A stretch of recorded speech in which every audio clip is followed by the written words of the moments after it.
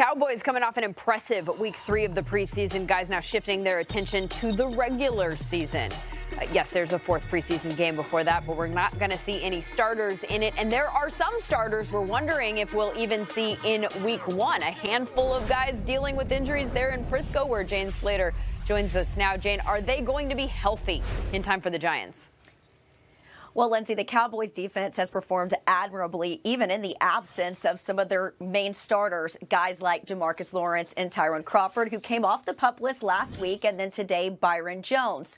Now, head coach Jason Garrett did tell us that Jones is still not ready to be a full participant, so he's going to remain limited, which makes week 1 a little unclear for him. With that being said, though, the safety turned corner had a big year under first-year passing coordinator Chris Richard. It also earned him that first Pro Bowl selection.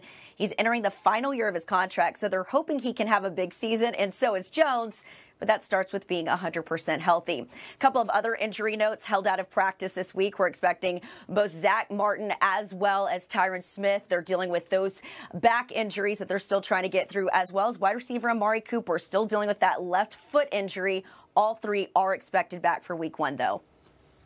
Thank you, Jane. Also Cowboys related today, this quote right here from Ezekiel Elliott in a new Maxim article that came out today. I love playing for the Dallas Cowboys. I love the organization, my teammates. I do want to be a Cowboy for the rest of my life, and hopefully that's a possibility.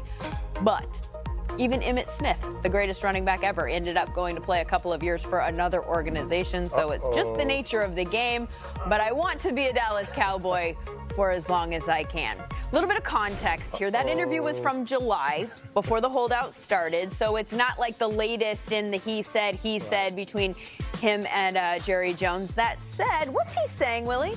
Well, what he's saying is there's a market for Ezekiel Elliott. Like, he's one of the best players out there at the running back position, and he holds a lot of leverage in this situation. Since 2016, he's come into the league. Nobody has had more touches than this man right here. He knows that this game plan on the offensive side of the ball goes through him.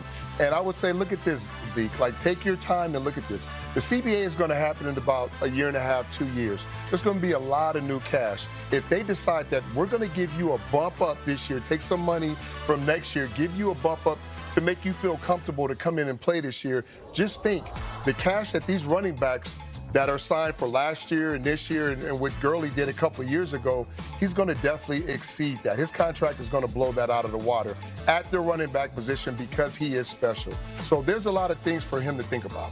So are you suggesting he not sign a long-term deal right now and he wait? I wouldn't. I would say give me a bump up in cash this year, make it worth my while. I'll come in for this year and then go in and do the blockbuster deal.